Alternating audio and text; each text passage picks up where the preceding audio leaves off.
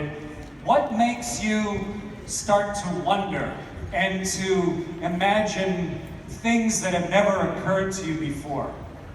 What is it in your mind that really stretches your ability to understand something?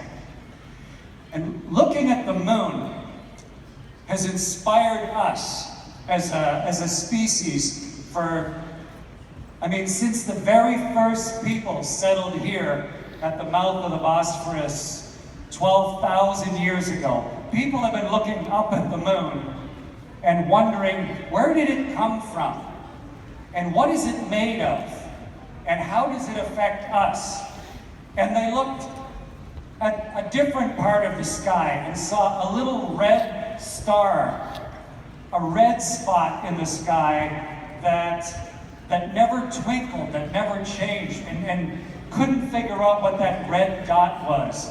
And it's made us imagine all kinds of things. We imagined and called it Mars. We named gods after it. We tried to understand the universe around us, and it became cultural. And we still do that today. Mars still drives us to try and imagine what it might be like. And the movie The Martian with Matt Damon, and came from the book, what we're trying to do is use our brains to understand exactly what is right on the edge of our imagination. But when we start to look at something culturally, then we start to realize we can invent things, we can come up with ideas, we can innovate to start to turn fantasy into reality. And from those people that were here 10,000 years ago until us just a couple of years ago, where we can build a machine, where we can invent something that we can launch from Earth, travel across the solar system, actually land in that place that was just an imagined thing, and start to tell us about it, start to increase our understanding, start to teach us about the history of the solar system, and then the history of ourselves. And the moon has done the same for us. If you look at science fiction, so much of it was based on trying to understand what it will be like to go to the moon. Arthur C. Clarke wrote a great book called 2001, A Space Odyssey. And then in the 1960s made a movie, Space Odyssey, with Stanley Kubrick. But the amazing part of imagination is that it leads to invention, and it leads to innovation. And that same curiosity that made us make a movie also led to 12 human beings walking on the moon. That burning human desire to try and understand what lies beyond pushes us to invent and create that we otherwise never would have. And those 12 people walking on the moon inspired me. This is me as a young astronaut in my very first simulator. But I come from Canada.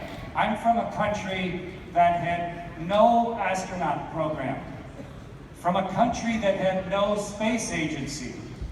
But I watched 2001: A Space Odyssey, and it stretched my imagination.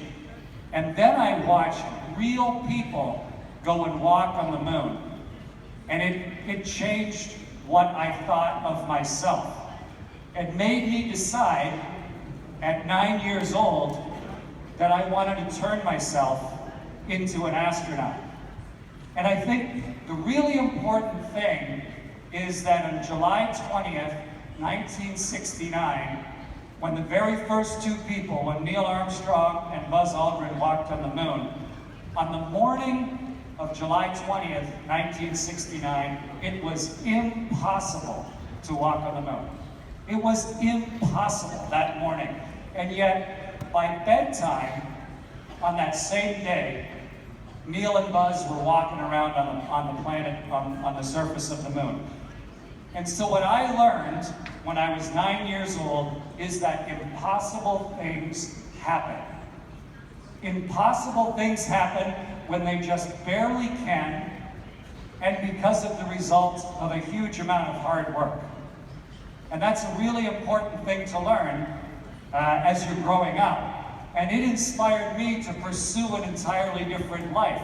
I thought, what am I going to grow up to be? What should I try and change about myself? Because Canada has no space program, really. We have no astronauts, but impossible things happen. And the only thing I can really change is myself. And amazingly enough, I went from being that little kid in a box to having a chance to fly on the American space shuttle twice, and then on my third space flight to fly on board the Russian Soyuz. And it's an amazing day when you put on your whole suit, the big pressurized suit around your body, and you ride out towards the launch pad. And as you come around the corner, my first flight was from the Kennedy Space Center in Florida.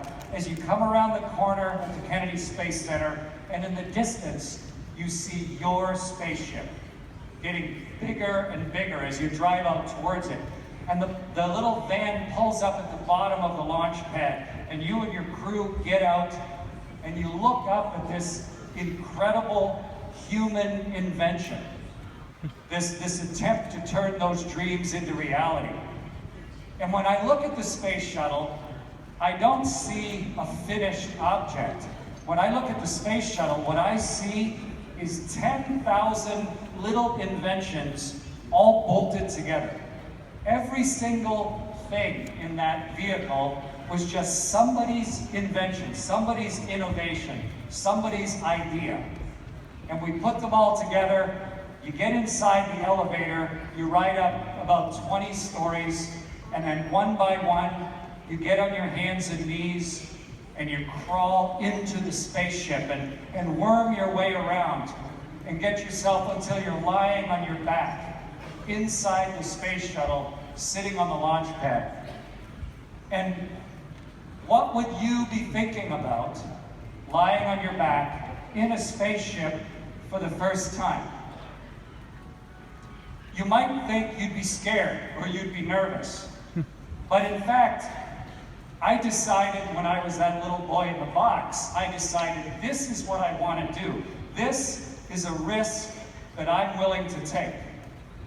I'm willing to take a chance with my life for something worthwhile. And so by the time I got into the space shuttle, lying on my back, watching the clock tick down, I wasn't scared at all. I knew it was a dangerous thing to do, but I dealt with the fear years before. And all you're really thinking about is how are you going to do this job right? How are you going to focus? How are you going to fly this ship so that you are going to get yourself safely to orbit? And the clock ticks down. And 5 minutes before launch, we start bringing the vehicle to life. And you can feel it pulsing and vibrating underneath you. And 3.5 minutes before launch, the big engines move on the back and the whole vehicle sways underneath you. It's weird being on top of a living, gigantic, fire-breathing vehicle. And 30 seconds before launch, after a whole lifetime of preparation, everything's ready. 30 seconds before launch, Houston's ready, Florida's ready, and 15 seconds before launch, this happens. 15 saniye ötesi 15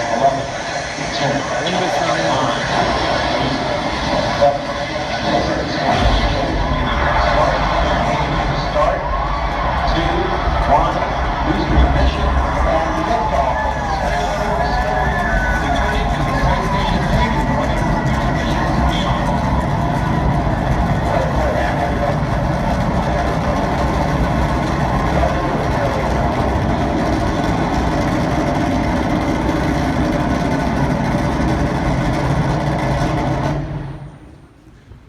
It's louder than that.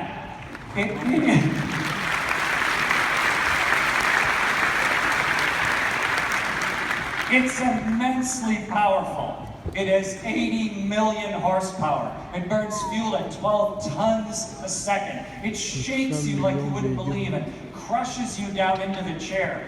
Those big white solid rockets on the side explode off and they fall into the ocean. And then it gets smooth, but heavier and heavier and heavier as the vehicle accelerates like this gigantic hydraulic ramrod, getting you going faster and faster and faster until it's accelerating so hard it's as if someone has poured a whole truck full of sand on top of you and you can't breathe. And we take the throttles and bring them back to idle just to keep the vehicle from tearing itself in half. But finally, after 8 minutes and 42 seconds, you are high enough, you're exactly the right direction, you're at perfectly the right speed, and the engine shut off, and you're weightless, floating in space. And amazingly enough, that little boy in the box from a country that had no space program had the opportunity to not only fly a space shuttle, but to live on board the International Space Station and command what is in effect the world's spaceship. And what it shows you is amazing. Every single one of you, if we had just launched, if you'd been on board that space shuttle and you just got going, you're going 8 kilometers a second. You go from one side of Turkey to the other in like 4 minutes, from coast to all to the other side.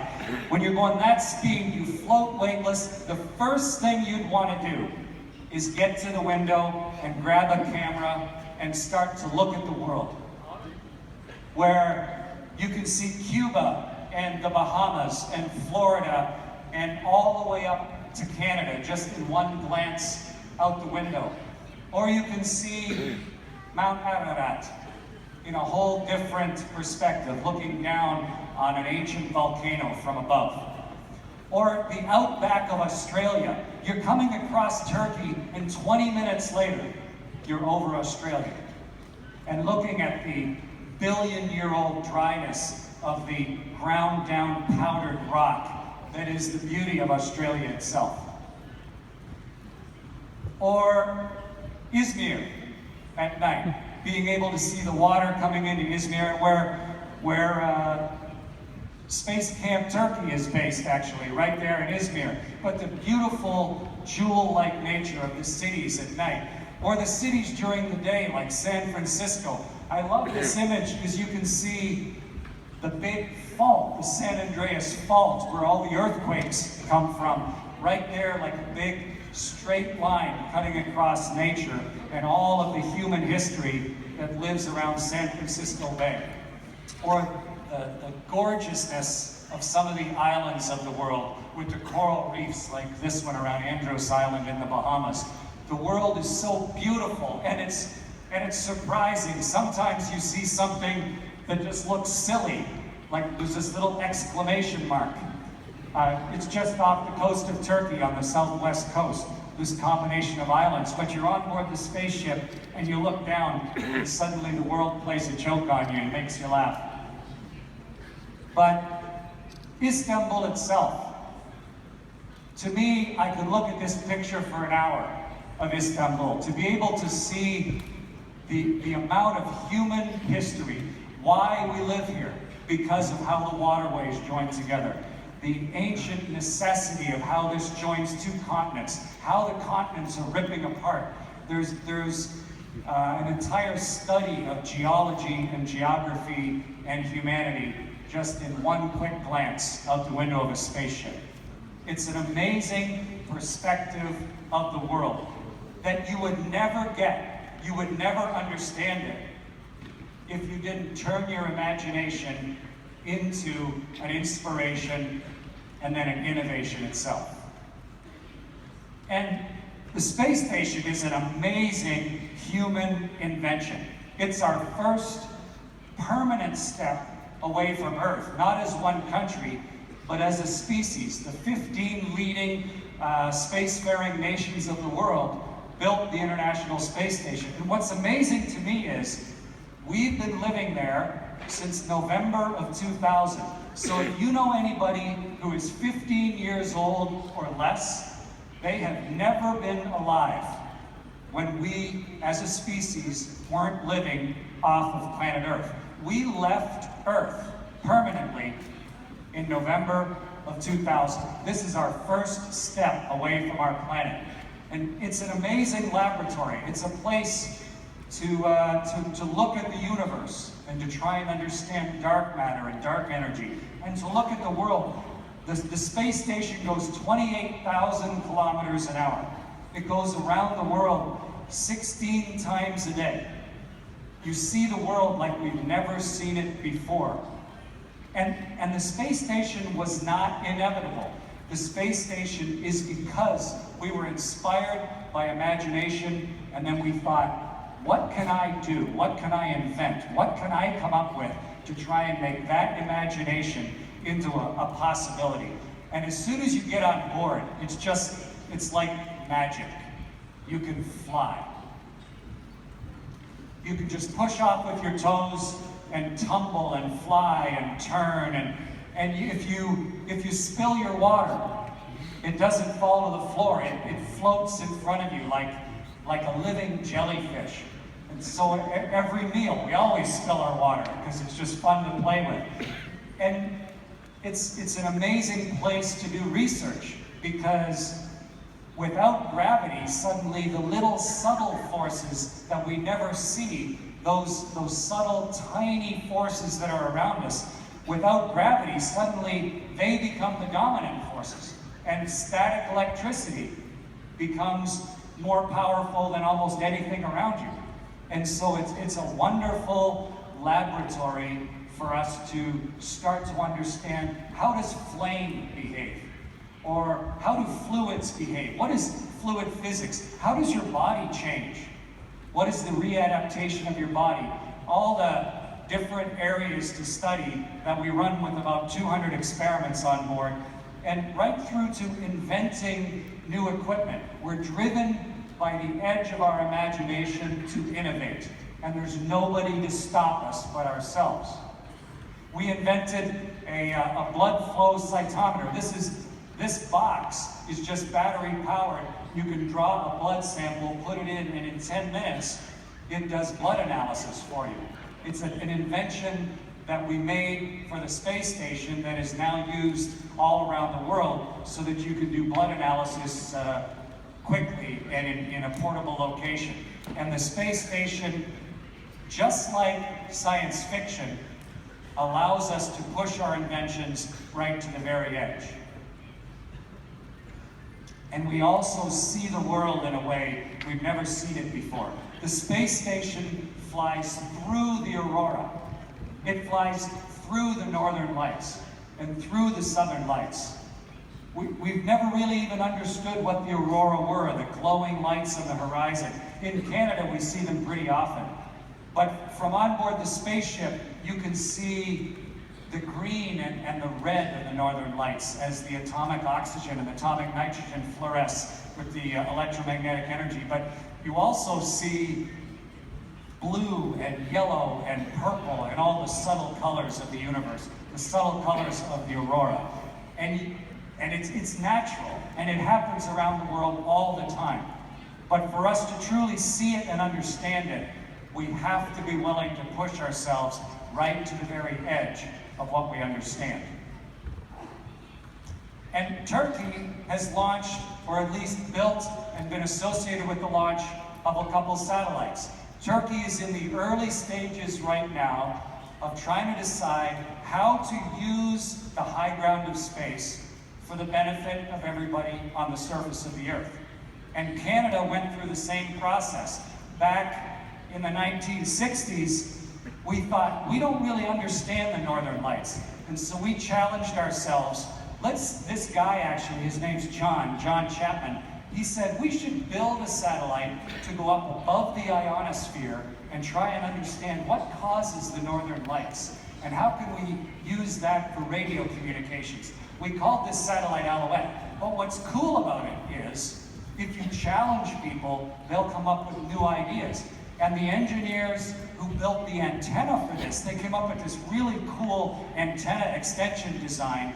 and they patented it, and it made them a lot of money, and they formed their own company. And so when NASA started building the space shuttle, that company that started on that little satellite, they suddenly had the expertise to be able to build the huge robot arm, which we call Canadarm, for the space shuttle. It flew 100 times in space. It released the Hubble telescope and helped us fix the Hubble telescope, which has taught us the age of the universe. It has been absolutely pivotal to space exploration. It made billions of dollars for the Canadian economy, but it didn't stop there. When the world decided to build an international space station, because we had started small and then built on our expertise and challenged our universities and our businesses and our government to work together, when they started to build the International Space Station, we were invited to have astronauts. And we were invited to build the huge robot arm that is up on the space station right now. And this big Canadarm2, it's so complex. It has 7 joints, and it has a hand on each end. It can grab the space station in one place and then another and walk around the whole outside of the space station. And the space shuttle would fly up and hold up one piece with Canadarm1, and then Canadarm2 would reach down and grab it and slowly build the whole International Space Station. And because we were involved with the technology, Canada has had astronauts. And I was hired in the second class of astronauts, and those 2 astronauts at the top, those are Canada's astronauts right now. Not just our ideas and our inventions and our imaginations in space, but actual people, role models, and the best of us, like Jeremy and David, getting ready to fly in space again now. But it doesn't stop there. Once you have challenged all those people, the ideas don't quit. The innovation builds on itself. And that same technology that is in those robot arms, the offset joint design, and the complex software that allows you to control a 7-jointed arm, it's used in surgical robots. In one of our hospitals in Canada, out in Calgary, there's a thing called NeuroArm, and it does brain surgery. And the surgeon sits in another room, just like an astronaut, operating this 2-arm robot, and the robot and the patient are inside an MRI machine, so that you can be extremely accurate as we remove brain tumors using that same technology that we developed for spaceflight. And we have a similar robot in one of our children's hospitals because it's precise and accurate enough to be able to do surgery on newborns. And it doesn't stop there. When you truly challenge your people to innovate, and then you give them the education, you give them something that is right on the edge of imagination and barely possible, they will rise to the occasion. They will invent things, and that starts to define who you are as a nation. It starts to define what you value as a people. And in Canada, over the last 50 years, we value spaceflight so highly that we put it on our $5 bill. Our most common piece of money that we use in Canada, what do we choose to honor as a nation? We honor invention, innovation, and technology on our $5 bill with Canadarm and with spacewalking. And it's all connected. I was Canada's first spacewalker. I've been inside this big white suit 2 different times for a total of about 15 hours outside in the universe, about 10 times around the world. And I used to be a fighter pilot. I flew F-18s. I was a test pilot. My wife and I had 3 children. I was in the delivery room for the birth of all 3 of our children. I lived at the bottom of the ocean for a while. I used to be a downhill ski racer. Nothing compares to being outside on a spacewalk. To be holding on to the outside of a spaceship with one hand, with the whole universe around you, with not being like you are here, sitting on the world looking up at the universe, like you're sitting in your mother's lap, but actually being separate from the world, to have the world turning next to you. And if you look the other way, to have an immense, incredibly profound, endless blackness of the universe all around you, and your whole link with 7 billion people is in one hand. So what would you do if you were out there working away? Imagine what it would be like for you. And at one point, Houston said, hey, we need to think about something for a couple minutes. Just hold on and don't do anything for a few minutes. It was like the best gift I've ever gotten in my life. So I tried to feel what it was like to see myself weightless inside my spacesuit. A spacesuit that weighs twice as much as I do.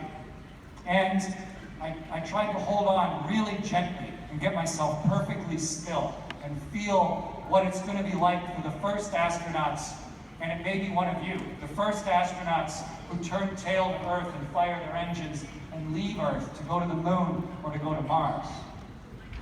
But then I got myself perfectly still, flying along with the space station, and then I let go. Just to feel what it was like.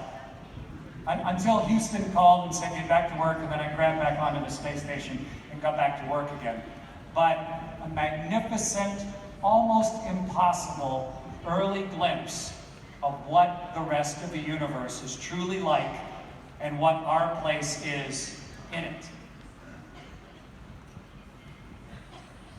If you're looking for innovation, the most complicated thing, the most dangerous thing, still, is launch. If you launch on board a space shuttle like I did on my first flight, the odds of dying during the first 9 minutes on a space shuttle were 1 in 38. 1 in 38. If Turkish Airlines launched every day knowing that the odds of crashing were 1 in 38, they'd crash about 22 airplanes a day. Would you buy a ticket? You know, it's a dangerous business launching a rocket ship. And so when you're looking at what do we need to invent, where is the real challenge? Launch is the hardest nut to crack. And maybe what's more interesting is what entrepreneurs are working on this problem. Who's trying to solve this problem? And 3 of the most successful business entrepreneurs on Earth are all 3 working on it. Richard Branson of the Virgin brand. In the lower left corner, Jeff Bezos of Amazon. And in the lower right corner, Elon Musk of PayPal and Tesla. The 3 of them are all trying to reinvent how we get to space. And they're all using different ways. They've all had cool ideas. Richard Branson just announced yesterday he's going to use a 747 to haul a rocket up as high as the 747 can go, and then release that rocket so it can be efficient getting to space. Jeff Bezos, just 2 weeks ago, launched a rocket from Texas that takes a little capsule up to 100 kilometers, and then the capsule floats down in a parachute.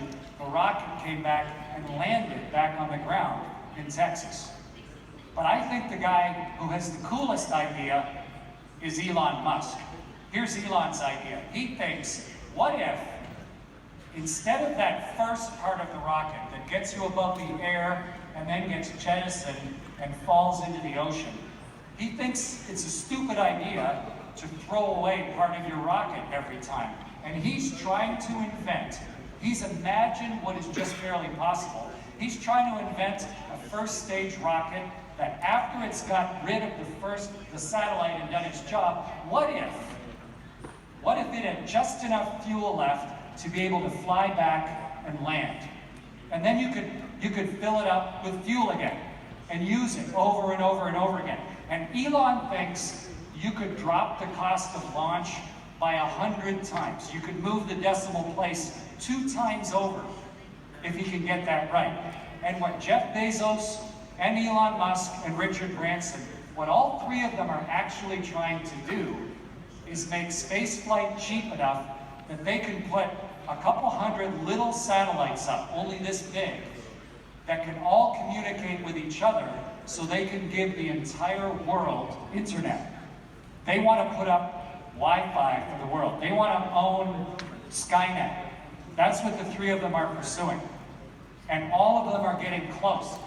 Elon, though, he knows, like all of you that are here for innovation, things go wrong. You have to expect everything to fail.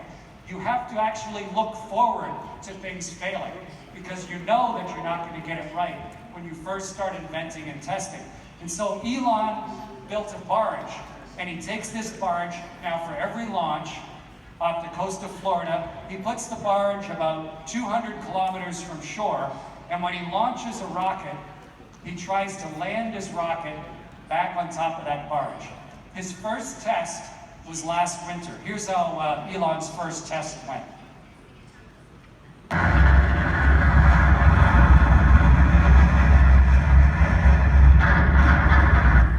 So pretty good. It almost worked. But you learn a huge amount from that. You learn almost nothing from success. Success is a terrible teacher, especially early success. When you're designing and building new things, you want them to fail spectacularly at the start because you learn a huge amount. Here's how Elon's second test went last spring.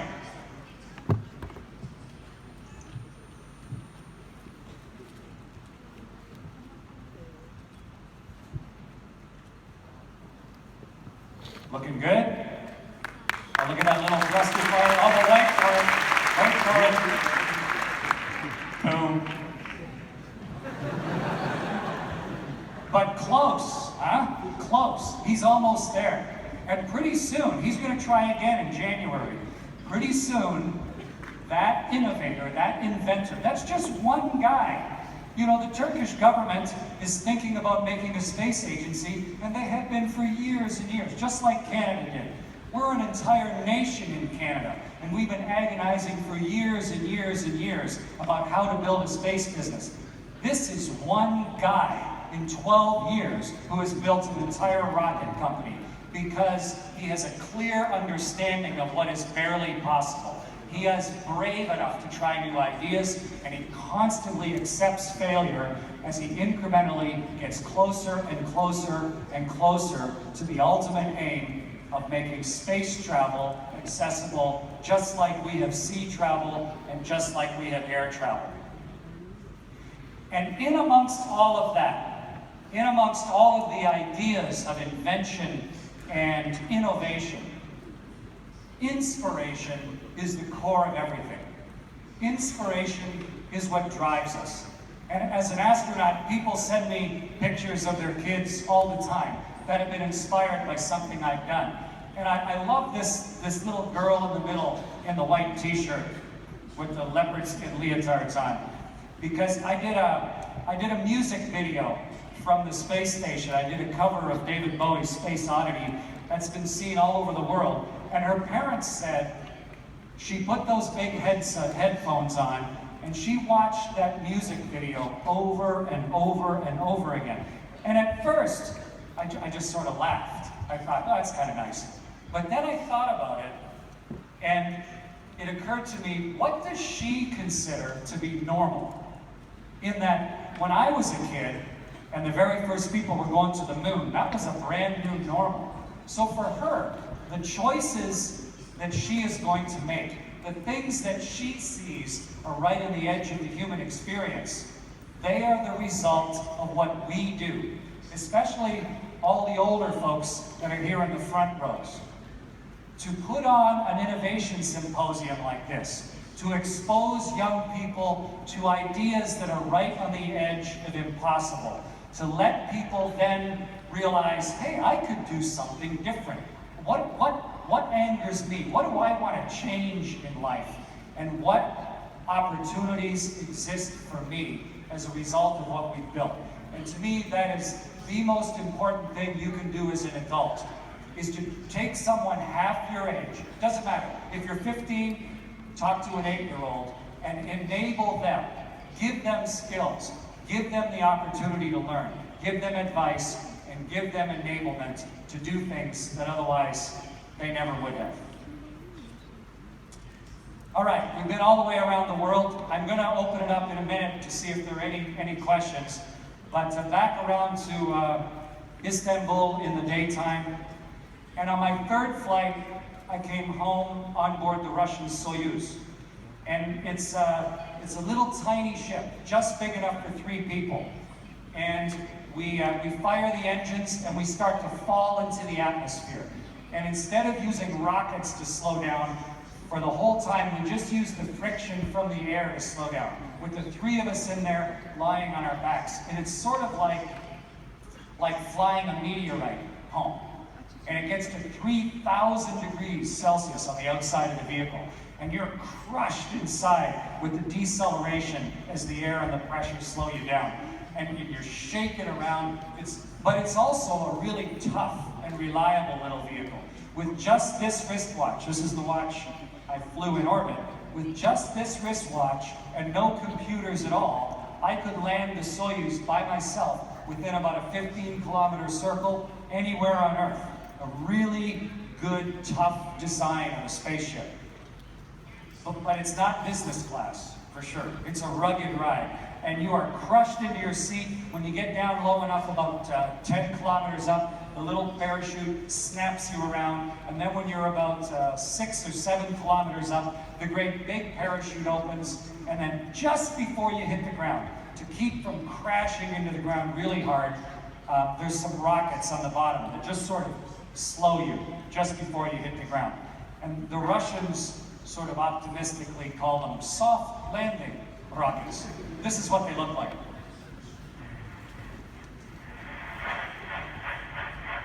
And you can see one of those search and recovery helicopters. Once again, that helicopter, part of a dozen such Russian Mi-8 helicopters.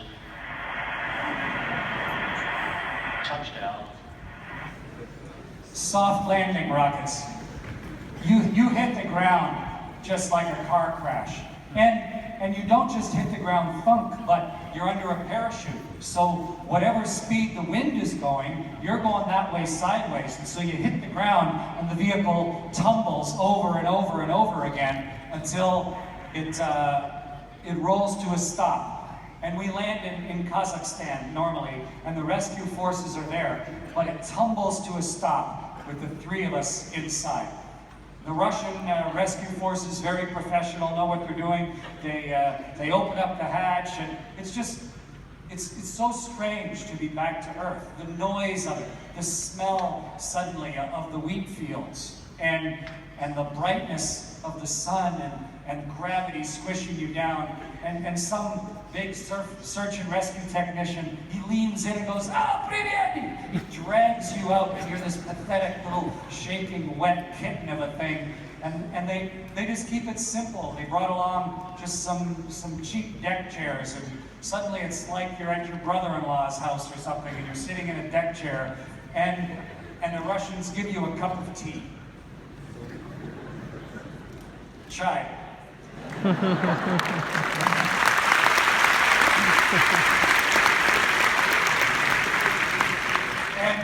And you feel terrible.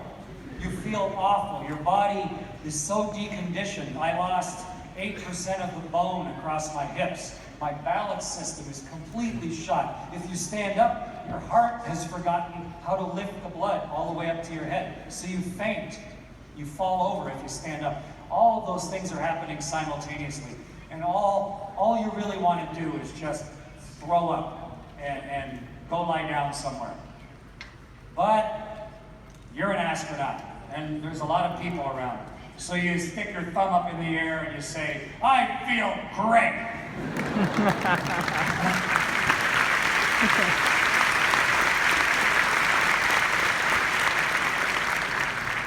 and you hope somebody takes that picture of you really quickly. But that's what it's like. That's what it is like to grow up in a country with no astronaut program, to imagine things that are just barely possible, to recognize that you can't change the world, but you can really change yourself. And that you're not the product of some glorious external decision. You are actually just the product of every little single decision you made every day. You know, by tomorrow night, by Sunday night, you could be a different person. You could choose. This weekend, I'm going to do something I've never done before. I'm going to, doesn't matter, I'm going to learn 20 words of Chinese this weekend. Or I'm going to learn how to design a heart valve. Or I'm going to learn how to code in a different language. I'm going to learn, it doesn't matter. If you make a couple small decisions, you can turn yourself into somebody slightly different by Sunday night. And even if you decide to do nothing this weekend, you will still have turned yourself into somebody slightly different by Sunday night.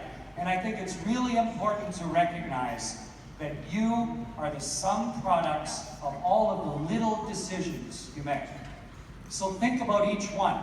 Just deliberately turn yourself into who you dream of being. Deliberately, don't just be innovative with work, but be innovative with yourself. Try and constantly change who you are into someone that you dream of being. Thank you very much.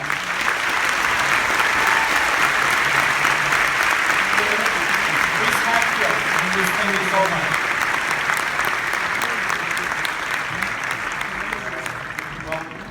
I'm sure that there'll be hundreds of questions, but I just want to mention this. An astronaut is coming out from a country which has no space program. So from Turkey, there'll be hundreds of people coming for the things that we don't have now in our country. So this gives them hope, I guess. I think it's important to recognize that impossible things happen. There's evidence of it all around. Impossible things happen. We focus on the negative. The people that make television programs and sell newspapers, they have to sell you a newspaper every day. So they talk about the negative things. But for every negative thing that's happened, there's 1,000 positive, innovative, wonderful, mind-expanding things that have happened.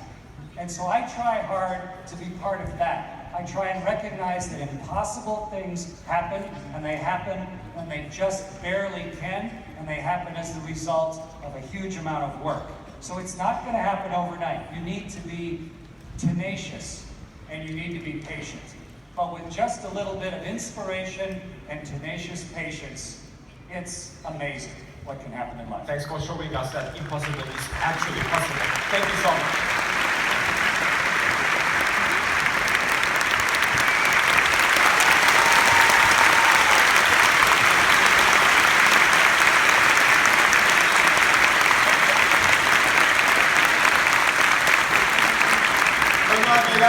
Hadfield, Kanadalı Astronaut, evet, Türkiye İnovasyon Haftası'na damgasını vuran bir diğer isim oldu. Göstermiş olduğunuz ilgiye teşekkür ediyoruz.